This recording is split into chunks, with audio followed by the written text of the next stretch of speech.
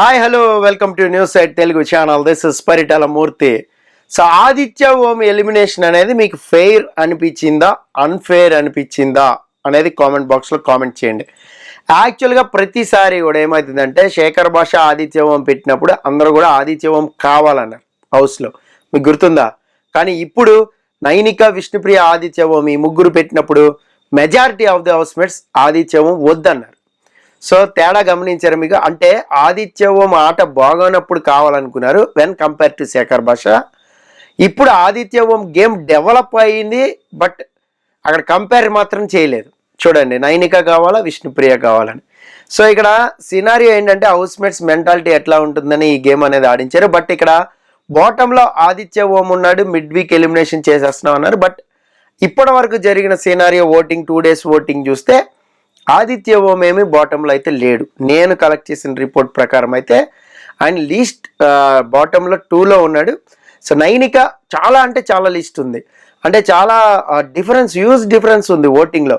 మరి వై నైనిక ఎందుకు సేఫ్ అయింది అనేది ఇక్కడ పెద్ద క్వశ్చన్ మార్క్. అందుకనే నేను ఆదిత్య ఓం ఎలిమినేషన్ రైటా రాంగా ప్లీజ్ కామెంట్ అని చెప్పింది అందుకే.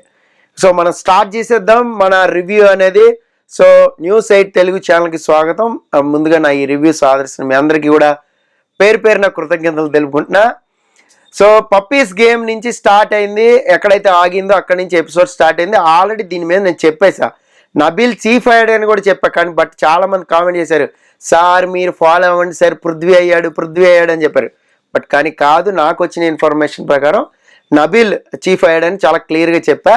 సో ఆ టాస్క్ హర్డిల్ టాస్క్ వచ్చిందని కూడా చూచాయిగా చెప్పా, అంటే టాస్క్ మొత్తం మనం తెలియదు కాబట్టి. సో లైవ్లో టాస్క్ అయింది. టాస్క్లో మీకు అందరికీ తెలుసా ఇదంతా చూపెట్టరు ఎవరు ఫార్మేషన్ ఏముంది ఏంటి అనేది. సో ఫస్ట్ అయితే పప్పీస్ గేమ్ చూద్దాం. పప్పీస్ గేమ్లో నైనికాకి పెద్ద టఫ్ జాబ్ ఏం అనిపించలేదు, ఆదిత్య ఓం తీసేసింది. ఆదిత్య ఓంకి పెద్ద టఫ్ జాబ్ ఏమనిపించలేదు. నిఖిల్ అండ్ ప్రేరణ కంపేర్ చేశాడు బ్రహ్మాండంగా. అక్కడ ప్రేరణకి బాగా సపోర్ట్ చేయడం ఆదిత్య, ప్రేరణ కొద్దిగా ఎమోషనల్ అయింది.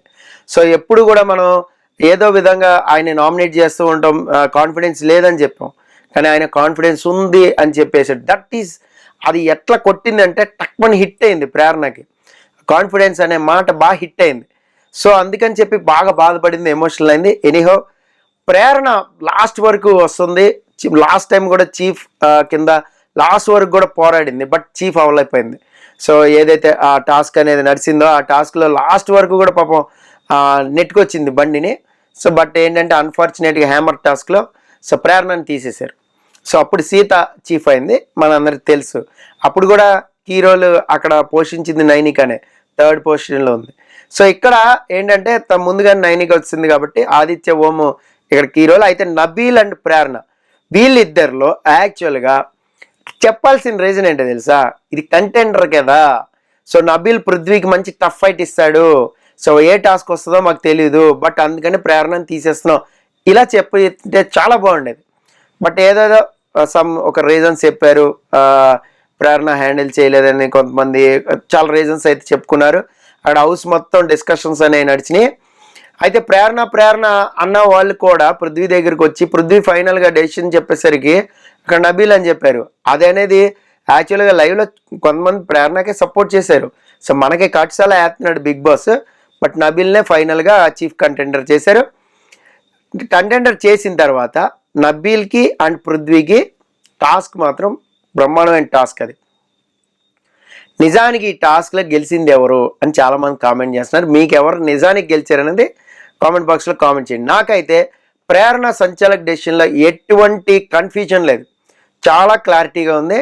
So I am mega chief అని పెట్టాలి, I space yam space mega space chief, చాలా క్లియర్గా బొరకెక్కింది. బట్ నిఖిల్ అంతకుముందే బొరపాడు చేసాడు పృథ్వీది, ఐఆమ్కి స్పేస్ ఉండదు, ఐఆమ్ కంటిన్యూషన్ వర్డే, మెగా చీఫ్ అన్ని స్పేస్ ఉండదు. కింద ఎవడైనా స్పేస్ ఉంటుందా? కంటిన్యూ లెటర్ ఉంటే కదా అడుగున స్పేస్ ఉండేది, అడుగున బ్లాక్ నింపారు కదా అనేది ఒక యష్మి కౌంటర్ అటాక్ అది.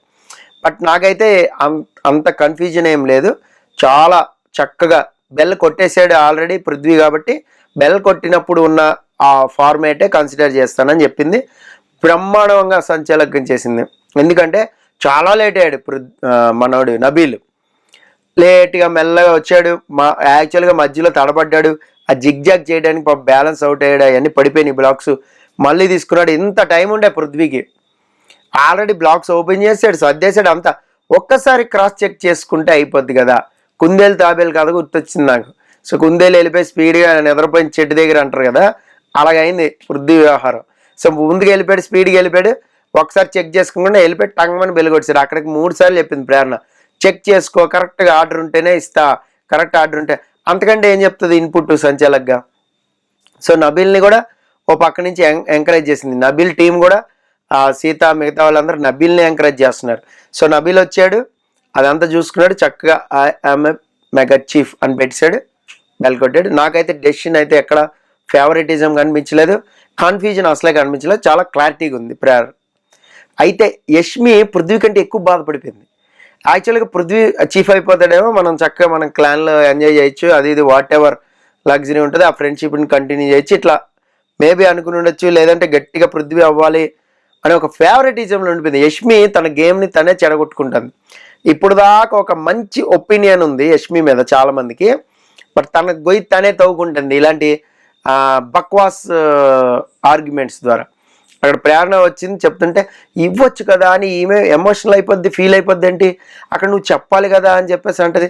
చాలా క్లియర్గా ప్రేరణ చెప్పింది, యాజ్ ఎ సంచాలక్గా నేను ఎంతవరకు కమాండ్ ఇవ్వగలుగుతాను అంతవరకే ఇస్తా. ఈ విషయంలో అయితే ప్రేరణకి నేను సెల్యూట్ కొడతా, సూపర్ అని చెప్తా. యష్మి మాత్రం డౌన్. ఎందుకంటే అన్నెసరీగా పృథ్వీకి వకాలతో తీసుకుని మాట్లాడుకుంది, అది వేస్ట్. ఎవరు ముందు వచ్చారు అనేది కాదు ముఖ్యం, ఎవరు ఎంత ప్రాపర్గా అరేంజ్ చేయడమే కదా టాస్క్. అదే చెప్పింది ప్రేరణ, అరేంజ్ చేయడమే టాస్క్. సో ఫైనల్గా నాకైతే ఓకే ప్రేరణ. మీరు ఎవరైనా కామెంట్ పెట్టుకోండి, బట్ నాకైతే నా పర్సెప్షన్ పర్ఫెక్ట్గా ఉంది. నెక్స్ట్ మిడ్ వీక్ ఎలిమినేషన్ విషయానికి వద్దాం. ముగ్గురిని సేఫ్ అని ఆల్రెడీ చెప్పేశాడు. యాక్చువల్గా టాప్ ఆర్డర్ మనం ఆల్రెడీ నేను మీకు ఒక ఆర్డర్ చెప్పాను. సో ముగ్గురు సేఫ్ జోన్లో ఉన్నారు. ఎవరెవరు? నిఖిల్, నబీల్ అండ్ విష్ణుప్రియ. విష్ణుప్రియ సేఫ్లో ఉంది, బట్ మణికంఠ డేంజర్లో ఉన్నాడు.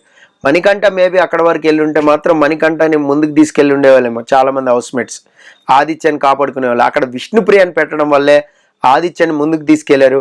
ఓటింగ్ ప్రకారం కూడా బిగ్ బాస్ ఆదిత్యని ఎలిమినేట్ చేశాడు. చాలా మంది అనుకుంటున్నారు సీక్రెట్ రూమ్లో ఆదిత్య ఉన్నాడని, బట్ కాదు. కాకపోతే సాటర్డే వరకు బిగ్ బాస్ కంట్రోల్లోనే ఉండే అవకాశాలు ఉంటాయి. బయటకు అయితే రాలి, బయటకు వచ్చేసాడు, ఎంట్రీలు ఇచ్చారు. అదిగో చూడండి, ఆదిత్య ఓం ఫ్యాన్స్ వాళ్ళు రకరకాలు వచ్చినాయి, కానీ ఇవన్నీ కరెక్ట్ కాదు. బయటకు అయితే రాలేదు. సాటర్డే ఓస్ట్ వచ్చిన తర్వాత, సాటర్డే ఆదిత్య ఓంని ఎవిక్షన్ చేసిన తర్వాత సాటర్డే ఎపిసోడ్లోనే మ్యాక్సిమం ఇంకొక ఎలిమినేషన్ కూడా జరిగే అవకాశం అయితే ఉంటుంది.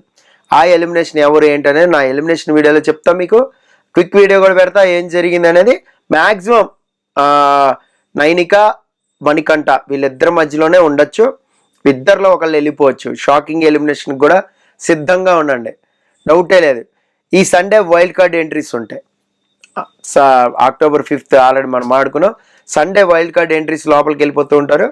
అలాగే సాటర్డే ఎండింగ్లోనే మ్యాక్సిమం ఎవిక్షన్ అనేది జరిగే ఛాన్స్ అయితే ఉంది. డేంజర్ జోన్లో ఎవరున్నారు ఇద్దరు చెప్పేస్తారు, సేఫ్ ఎవరో చెప్పేస్తారు. సో ఎలిమినేషన్, డబుల్ ఎలిమినేషన్ అనమాట. So mid week elimination already వెళ్ళిపోయింది.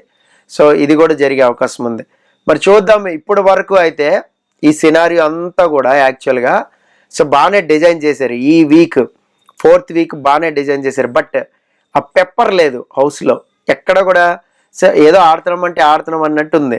ఆఫ్టర్ సోనియా ఎలిమినేషన్ పెప్పర్ అయితే లేదు, డౌట్ లేదు. నేను అదే చెప్పాను చాలాసార్లు, సోనియా ఎలిమినేట్ అయ్యాకంటే ఈ హౌస్లో ఉంటేనే బాగుంటుంది, ఆ మజా అనేది వస్తుంది, కిక్ అనేది వస్తుంది.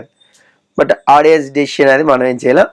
సో చూద్దాము. అలాగే అప్డేట్స్ ఏమున్నాయి, రేపు అప్డేట్స్ ఏంటనేది నేను ఒక స్పెషల్ వీడియో కూడా పెడతాను, అది కూడా చూడండి. This is Paritala Murthy signing off. By by.